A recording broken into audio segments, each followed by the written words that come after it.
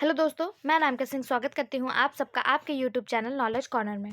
Friends, LT grade के GS GK की class में ये हमारा आज अभी तक हम लोगों ने 70 क्वेश्चन डिस्कस कर लिया है। अगर आपने देखा बहुत अच्छी बात, अगर नहीं देखा है तो आप लोग इसी चैनल पे जाइए और बहुत सारे क्वेश्चन आपको बहुत सारे क्लासेस जीएस जीके के मिल जाएंगे जो बहुत ज़्यादा मोस्ट इंपॉर्टेंट हैं आपके लिए, क्योंकि प्रीवियस ईयर हमेशा इंपॉर्टेंट होता है। ठीक है, तो आप लोग उन्हें ज़रूर देखें। ठीक, आज का पहला क्वेश्चन, अगर आप चैनल पे नए हैं तो प्लीज़ सब्सक्राइब कर लीजिए, वीडियो को लाइक करिए और इसको ज़्यादा से ज़्यादा शेयर करिए। आपके लाइक, सब्सक्राइब और कमेंट से हमें मोटिवेशन मिलता है, तो प्लीज़ आप लोग इतना कर दिया करिए, उसके बाद पढ़ना स्टार्ट किया करिए। ठीक है, क्वेश्चन स्टार्ट करते हैं। निम्नलिखित में से हैरी पॉटर नामक पुस्तक श्रृंखला का लेखक कौन है? JK Rowling, Lindsay Lohan, Julia Robertson या फिर सैंड्रा बुलक? सही जवाब हो जाएगा ऑप्शन ए, जेके रोलिंग। आपको बता दें, हमारे इसी चैनल पे केवीएस के भी इम्पॉर्टेंट क्वेश्चन जो है प्रीवियस ईयर वो भी चलाए जा रहे हैं, तो आप लोग उनसे भी जुड़िए। साथ ही साथ जूलॉजी बॉटनी के पीजीटी लेवल तक के सारे क्वेश्चन कराए जा रहे हैं, तो आप लोग उसको भी जरूर देखिए। ठीक है, ऑप्शन ए इसका सही जवाब हो जाएगा कि हैरी पॉटर नामक पुस्तक ये बहुत प्रसिद्ध पुस्तक है, बहुत ज़्यादा फेमस है। इसके लेखक कौन है? तो जेके रोलिंग जो है इसके लेखक हैं। इस श्रृंखला में कुल 7 उपन्यास हैं, जिन पर कुल 8 फिल्में बन चुकी हैं और इसको ऑस्कर भी मिला है। ठीक है, हैरी पॉटर पे कितनी फिल्में बन चुकी हैं? 8, और इसको ऑस्कर भी मिल चुका है। इसके लेखक कौन है? जेके रोलिंग है। अगला क्वेश्चन, सूची 1 को सूची 2 से मिलाना है। ये देखिए 2007 का आपका मैग्सेसे पुरस्कार है और किसने पाया है ये वहाँ से दिया है। तो आपको बता दें, अब 2007 का आपसे क्वेश्चन नहीं पूछेगा। ठीक है, ये उस समय का प्रीवियस ईयर क्वेश्चन। अगर आप चाहते हैं इसका करंट तैयार करना, तो आप 2024-25 के मैग्सेसे पुरस्कार जिन लोगों को भी मिला है, आप चाहें तो कमेंट बॉक्स में टाइप कर सकते हैं। अगर आपसे कहीं भी मिस्टेक होता है या कोई छूटता है, तो उसको रिप्लाई में मैं आपको पूरा जो है सारे मैग्सेसे अवार्ड के लेखक और सब कुछ मैं आपको रिप्लाई कर दूंगी। लेकिन पहले आपको जो है करना होगा। 2021 का यहाँ पे बुक में दिया हुआ है, मैं आपको बता देती हूँ। 2021 का हो सकता है एग्जाम में पूछ ले, क्योंकि ये आसी पास है, बस ये भी नहीं पूछेगा, 24-25 का ही पूछेगा। बाकी आप 21 का यहाँ पे देख लीजिए।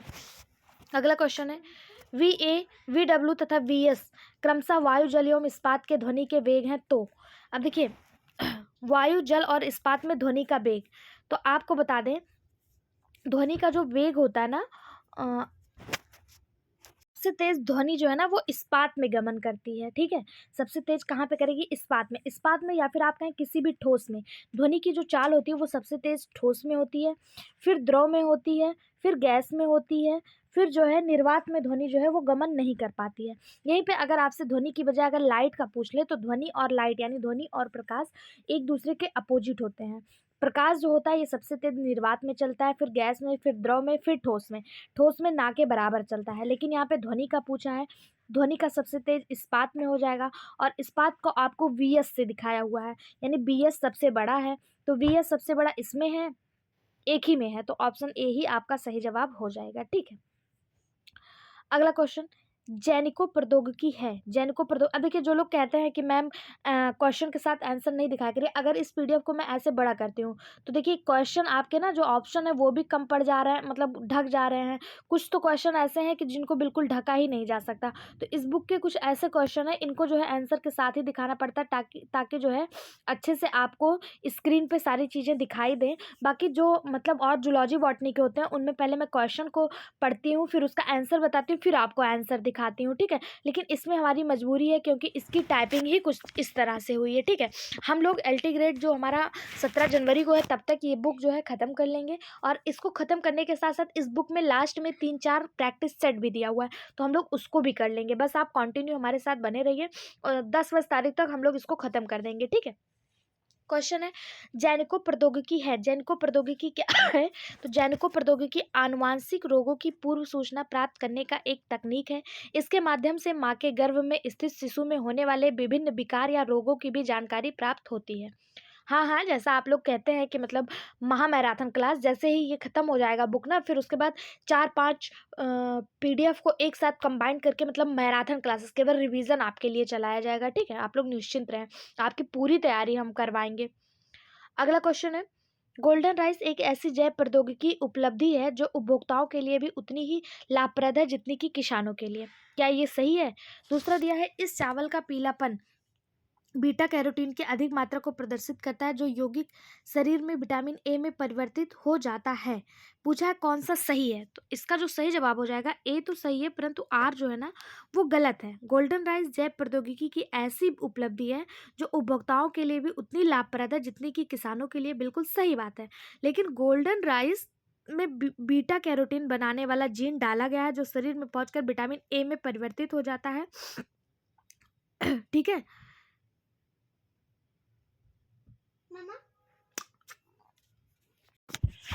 ठीक है, तो ऑप्शन बी इसका सही जवाब हो जाएगा कि ए सही है, आर गलत है। सॉरी, इसका जो सही जवाब होगा वो होगा ए और आर दोनों सही है, लेकिन आर ए की सही व्याख्या नहीं करता।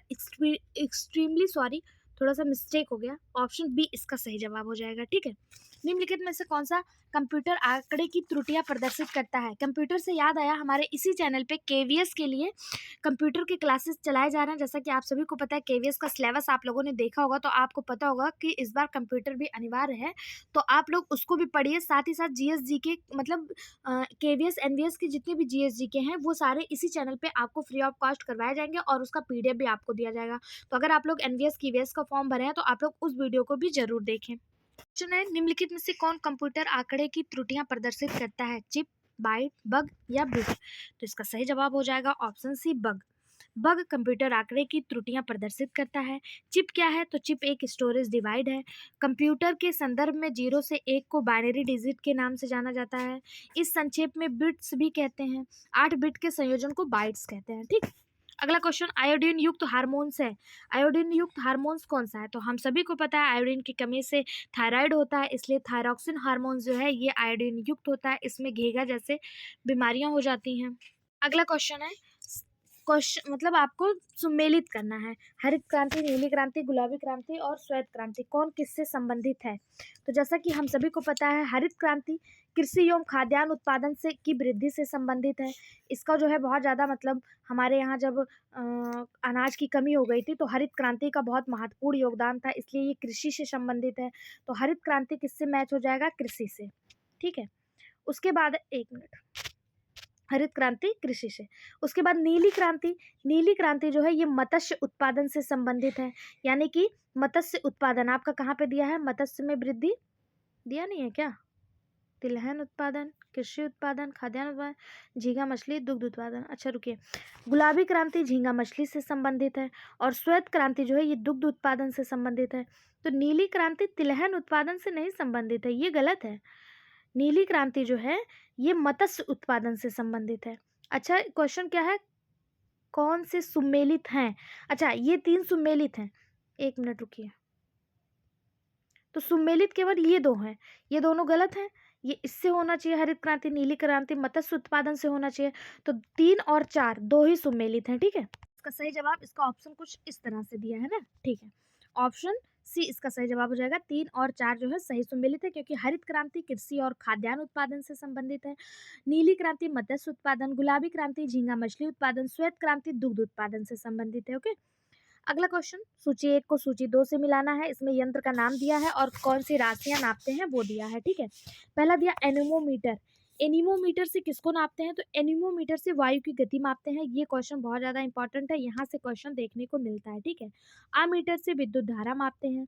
टैकोमीटर, टैकोमीटर से क्या मापते हैं? तो घूर्णन की गति टैकोमीटर से मापते हैं। और पायरोमीटर से उच्च ताप मापते हैं। ठीक, पायरोमीटर से क्या नापते हैं? उच्च ताप मापते हैं। यानी कि इसका जो सही जवाब हो जाएगा वो हो जाएगा एनीमोमीटर वायु की गति, यानी कि ऑप्शन बी इसका सही जवाब हो जाएगा। ठीक, ऑप्शन बी, एनीमोमीटर से वायु की गति, आमीटर विद्युत धारा, टैकोमीटर घूर्णन की गति और पायरोमीटर से उच्च दाब मापा जाता है। अगला क्वेश्चन, वह कालानुक्रम क्या है जिसमें निम्न 4 भारतीय अंतरिक्ष प्रोग्राम शुरू किए गए?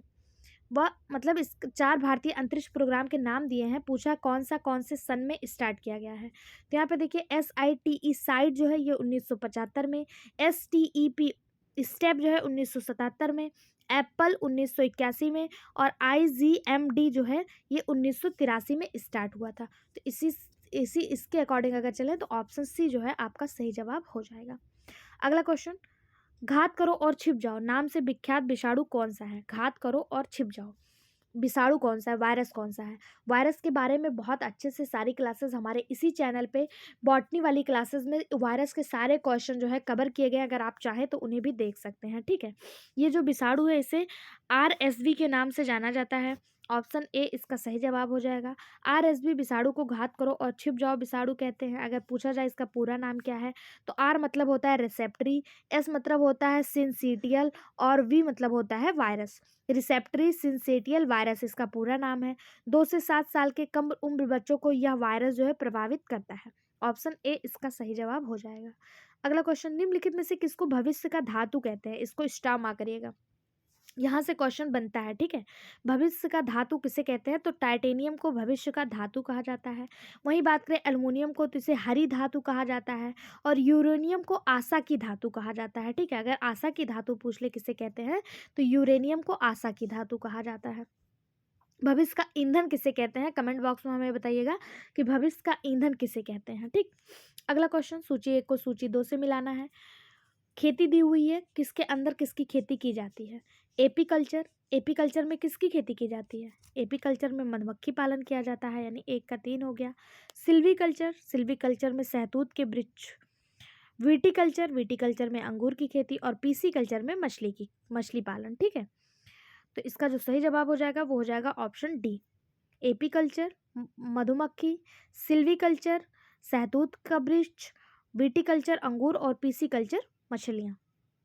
अगला क्वेश्चन, अति सूक्ष्म समय अंतराल यानी नैनो सेकंड से कम अर्थात मापे जाते हैं, मतलब जो बहुत छोटे समय अंतराल होते हैं उसको किस में मापा जाता है।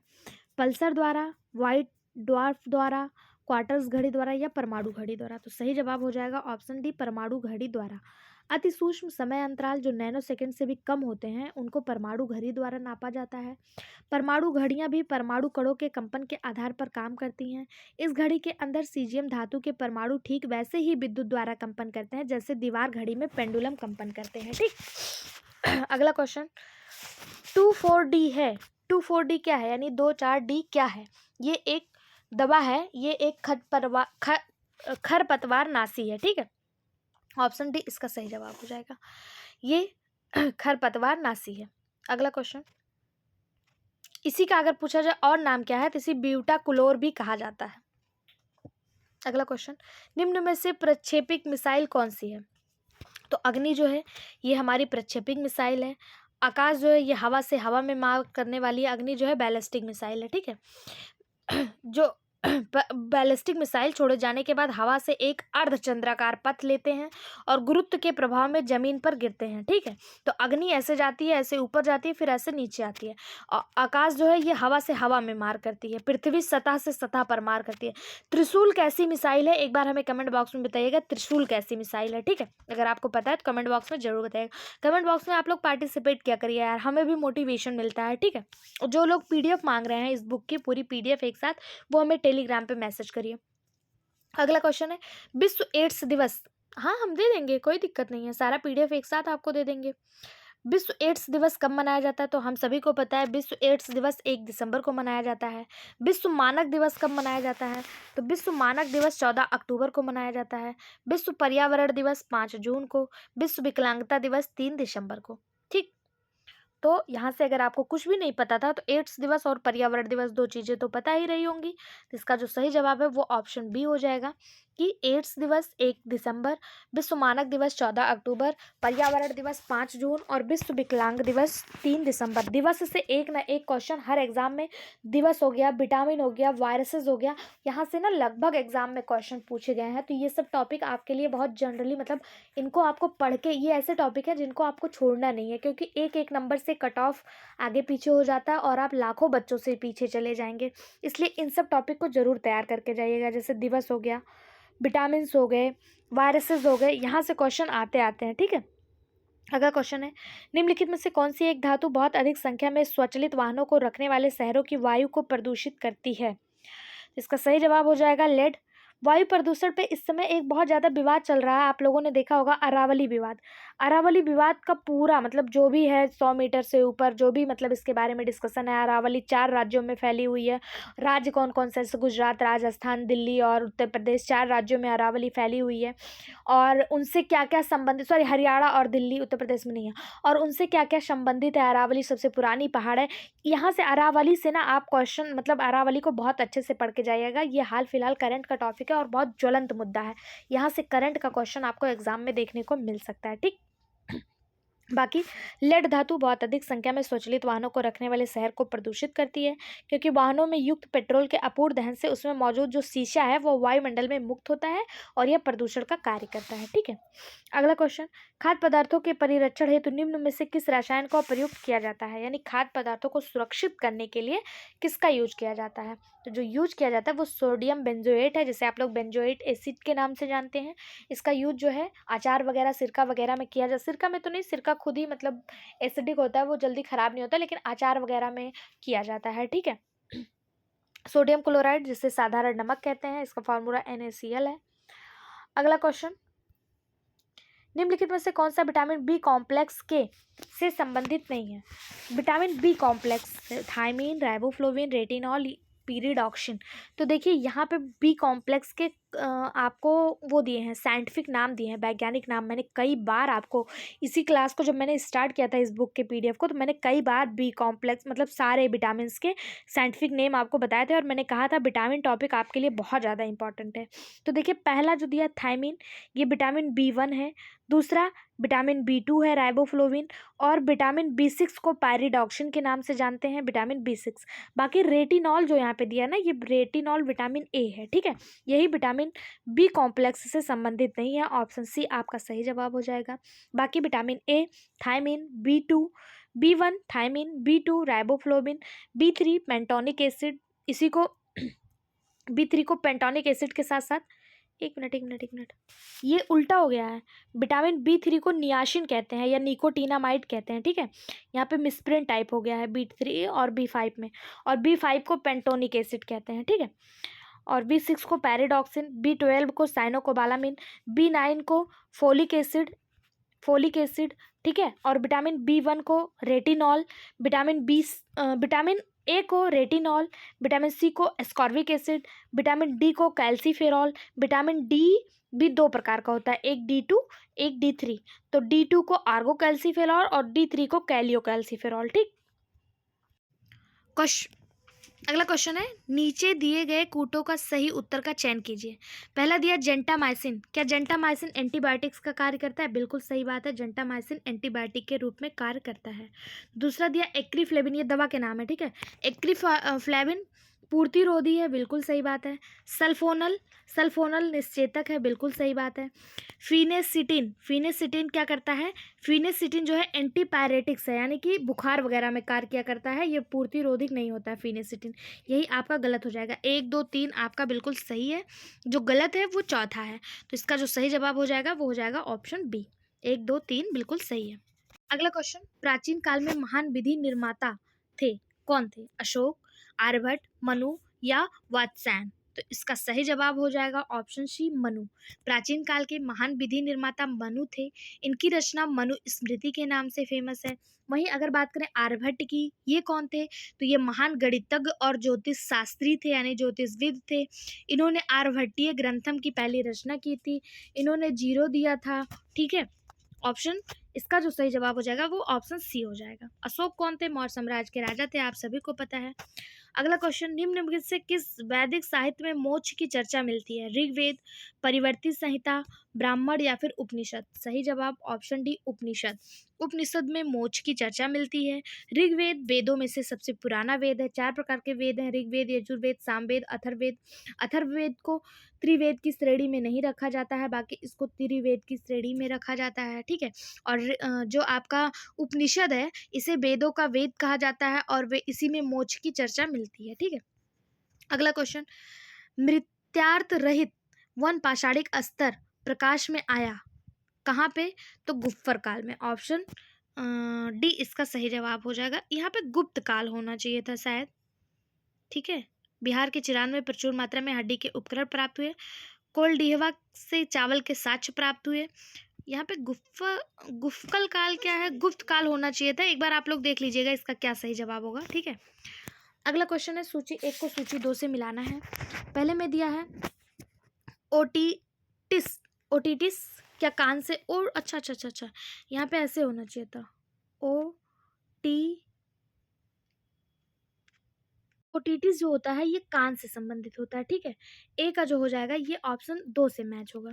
फिर है एनसेफेलाइटिस। एनसेफेलाइटिस किससे संबंधित होता है, तो एनसेफेलाइटिस मस्तिष्क से। लैरिंजाइटिस, लैरिंजाइटिस नाम से ही स्पष्ट हो रहा है, लैरिंग्स यानी कि गला से। हेपेटाइटिस यकृत से। तो इसका जो सही जवाब हो जाएगा वो हो जाएगा 1 का 2। 1 का 2 किस में दिया है, केवल ऑप्शन ए में दिया है, तो ऑप्शन ए आपका सही जवाब हो जाएगा। ओटिटिस कान से, इंसेफेलाइटिस मस्तिष्क से, लैरिंजाइटिस गला से और हेपेटाइटिस यकृत से संबंधित है, ठीक। अगला क्वेश्चन, निम्नलिखित में से किस मध्य पाषाणिक स्थल से पशुपालन के साक्ष्य उपलब्ध हुए हैं। लेखिया, वीरभानपुर, सरायनहर या फिर बागौर। सही जवाब हो जाएगा ऑप्शन डी बागौर। राजस्थान में एक जगह है बागौर, यहाँ से प्रथम पशुपालन के साक्ष्य मिलते हैं। अगर पूछा जाए मध्य प्रदेश के आदमगढ़ से वहाँ क्या मिलता है, तो वहाँ भी पशुपालन के प्राचीनतम साक्ष्य मिलते हैं, लेकिन मध्य पाषाणिक स्थल से जो मिलता है वो बागौर से मिलता है। और सबसे प्राचीनतम कहाँ से मिलता है, तो यूपी में एक जगह आदमगढ़, वहाँ से जो है सबसे प्राचीनतम मिलता है, ठीक है। और सरायनहर में केवल मध्य पाषाणिक जीवन के साक्ष्य मिलते हैं, पशुपालन के साक्ष्य नहीं मिलते हैं, ठीक। अगला क्वेश्चन, किसका कथन है, एक कथन दिया है, पूछा ये किसका कथन है। काबुल से लौटने के बाद अकबर एक नए धर्म का संस्थापक एवं प्रधान बन गया, यह बात किसने कहा।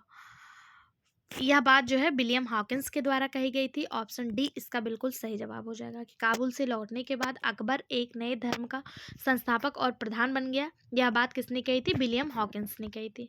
अगला क्वेश्चन, गौतम बुद्ध ने सर्वप्रथम किस स्थान पर अपना उपदेश दिया। तो गौतम बुद्ध ने जो सबसे पहला उपदेश दिया था वो सारनाथ में दिया था। इनका प्रथम उपदेश जो है 5 ब्राह्मण साथियों को दिया था। इनके प्रथम उपदेश को धर्म चक्र परिवर्तन के नाम से जाना जाता है। इसके साथ साथ बोध गया में इन्हें ज्ञान की प्राप्ति हुई थी।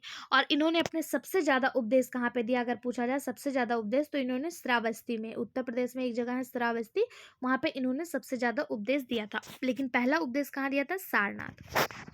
अगला क्वेश्चन, सूची 1 को सूची 2 से मिलाना है। कौन किससे संबंधित है। कांग्रेस सोशलिस्ट पार्टी किससे संबंधित है, तो ये नरेंद्र देव से संबंधित है। स्वराज पार्टी किससे संबंधित है, तो ये CR दास से संबंधित है। फॉरवर्ड ब्लॉक की स्थापना हम सभी को पता है सुभाष चंद्र बोस ने की थी। और जस्टिस पार्टी जो है रामास्वामी नयकर के द्वारा संबंधित है, मतलब इनसे संबंधित है।